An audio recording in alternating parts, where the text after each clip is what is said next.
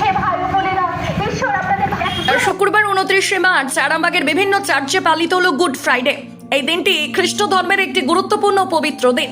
স্মরণ করা হয় প্রভু যিশুর আত্মত্যাগকে। উল্লেখ্য, রোমান শাসকের আদেশে যীশু খ্রিস্টকে মৃত্যুদণ্ড দেওয়ার সময় তাকে পরিয়ে দেওয়া হয়েছিল কাঁটার মুকুট। এরপর পেরেক দিয়ে ক্রুশবিদ্ধ করা হয়েছিল যীশু খ্রিস্টকে। এদিনটি ছিল খ্রিস্ট ধর্মের একটি কালো দিবস।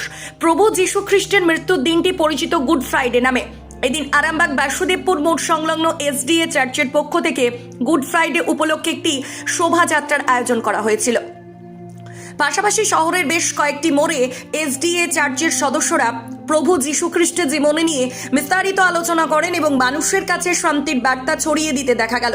এ প্রসঙ্গে কি জানাচ্ছেন আরামবাগ এসডিএ চার্চের এক সদস্যা সুদেশনা? কি জানাচ্ছেন তার মুখ থেকে বিস্তারিত শুনুন।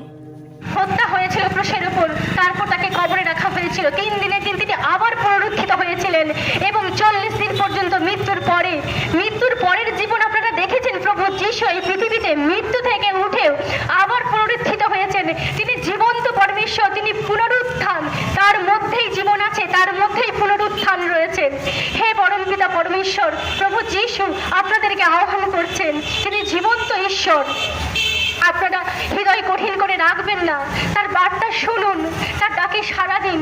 প্রেমময় ঈশ্বর 2 হাত বাড়িয়ে আপনাদেরকে আহ্বান করছেন।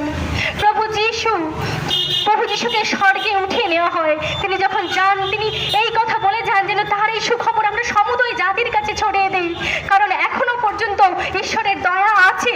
কিন্তু এই দিন শীঘ্রই আসতে চলেছেন, যেদিন প্রভু যিশু দ্বিতীয়বার আবার আসবেন। মেঘবরে প্রত্যেকটা মানুষ, প্রত্যেকটা চোখ তাকে আসতে দেখবে। এই জগৎ দীর্ঘদিনের নয়। প্রভু যিশু বলে গেছেন এই জগৎ শীঘ্রই ধ্বংস হতে চলেছে। আমরা ব্যস্ততা দেখাচ্ছি, অনেক কাজের ব্যস্ততা। আজ যদি আপনার মৃত্যু হয়, আপনার আত্মা, আপনি কোথায় যাবেন? আপনি কখনো ভেবেছেন যে কোথায় আমরা যাব? কোথায় থাকবে আমার কাজ? কোথায় থাকবে আমার ধন?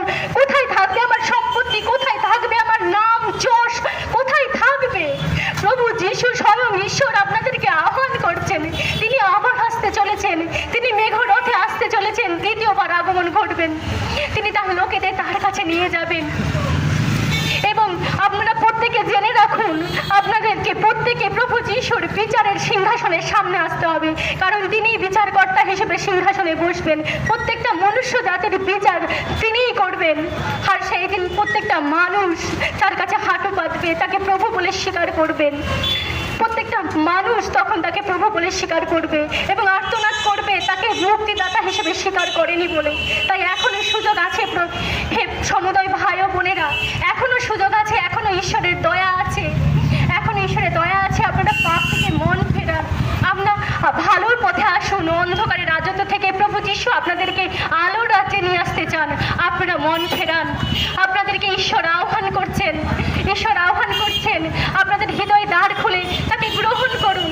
আপনাদের হৃদয় দ্বার খুলে তাকে গ্রহণ করুন। হৃদয় দ্বার খুলে গ্রহণ করুন। আপনার হৃদয়ে জীবন্ত পরমেশ্বর আসতে চান। আপনার হৃদয়কে তিনি নিয়ন্ত্রণ করতে চান, আপনার জীবনকে নিয়ন্ত্রণ করতে চান, আপনাকে অনন্ত মৃত্যু থেকে অনন্ত জীবনে নিয়ে যেতে চান। আরামবাগ মতিলাল টেলিশপ ও স্যামসাং সার্ভিস সেন্টার অনলাইন বা যে কোনো দোকানের থেকে সস্তা। আপনাদের সকলের প্রিয় মতিলাল মোবাইল। তাই আজই আসুন। পুরানো মোবাইল সারানোর চেয়ে বেশি দামে এক্সচেঞ্জ, 0% ইন্টারেস্টে, 0 ডাউন পেমেন্ট, 0 কস্টে মোবাইল ফাইন্যান্সের সুবিধা। আমাদের ঠিকানা পুরাতন বাজার, আরামবাগ হেডপোস্ট অফিসের বিপরীতে, আরামবাগ, হুগলি।